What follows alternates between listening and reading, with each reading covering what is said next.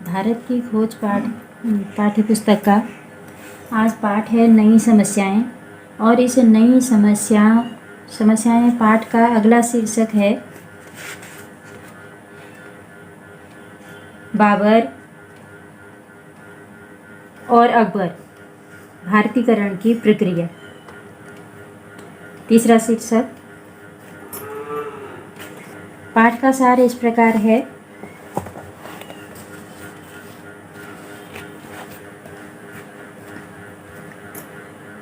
अकबर भारत में मुगल खानदान का तीसरा शासक था। ऐसा लेखक पंडित जवाहरलाल नेहरू की अभिव्यक्ति है। वो कहते हैं कि मुगल शासन की नींव 1526 में उसके दादा बाबर के द्वारा रखी गई। भारत में आने के 4 वर्ष बाद ही बाबर की मृत्यु हो गई। इन 4 वर्षों के कालखंड में बाबर ने मुगल साम्राज्य को यथाशक्ति सुदृढ़ करने का प्रयास किया था। मुगल वंश में अकबर ही एक ऐसा राजा हुआ था जो संपूर्ण राष्ट्र को एक सूत्र में बांधने की क्षमता रखता था। अपनी इसी राजनीतिक महत्वाकांक्षा को पूरा करने के लिए अकबर ने हिंदू राजकुमारियों से विवाह किया।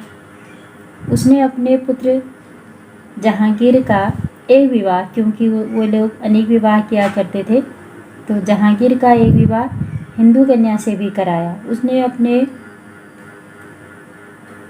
कई हिंदू राजाओं के साथ बड़े बड़े दोस्ताना रिश्ते रखे, परंतु ये दोस्ताना रिश्ते उन हिंदू राजपूत राजाओं की शक्तिहीनता का ही प्रतीक थे। वह इसलिए थे क्योंकि केंद्र में अकबर की सत्ता थी, यानी मुगल साम्राज्य में अकबर का शासन था। संपूर्ण भारत छोटे छोटे राज्यों में विभाजित था और छोटे छोटे राज्यों में राजा अपना अपना राज्य चलाते थे।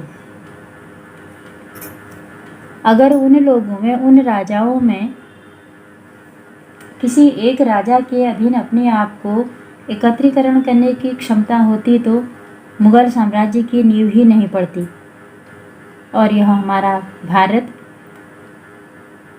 प्राचीन काल से ही अखंड भारत ही रहता। यानी आंतरिक मनमुटाव थे भारत में तब, परंतु विदेशी आक्रमणकारियों ने भारतीयों की इन्हीं कमियों का फायदा उठाया और समय समय पर नए नए राजवंशों की स्थापना की।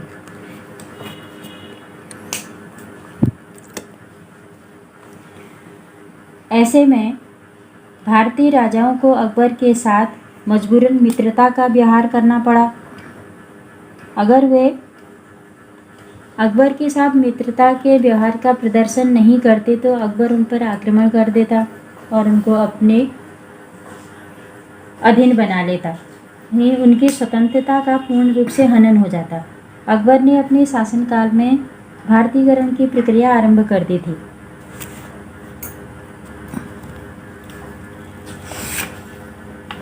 बीरबल, राजा मान सिंह और कृष्ण भक्त रसखान के पिता अब्दुल रहीम खाने खाना को उन्होंने अपने दरबार में पदाधिकारी बनाया।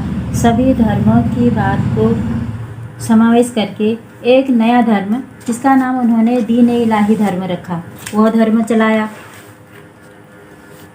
इस पुस्तक में के लेखक का मानना है कि मुगल वंश भारत में इस तरह स्थापित हुआ जैसे वह भारत का अपना ही कोई वंश हो। उसका सबसे बड़ा कारण लेखक यह बताते हैं कि भारत में आंतरिक विद्रोह था, वहाँ राजनीतिक एकता नहीं थी। छोटे छोटे जो खंडित हुए हिंदू राजा थे वो आपस में एक दूसरे राजा को नीचा दिखाने का प्रयास करते थे। उन्हें लगता था अगर हम एक सूत्र में बच जाएंगे तो हम दूसरे राजा के अधीन कहलाएंगे, और इसी का फायदा विदेशी शासक उठाते थे और भारत में अपने अपने राज्य को चलाते थे।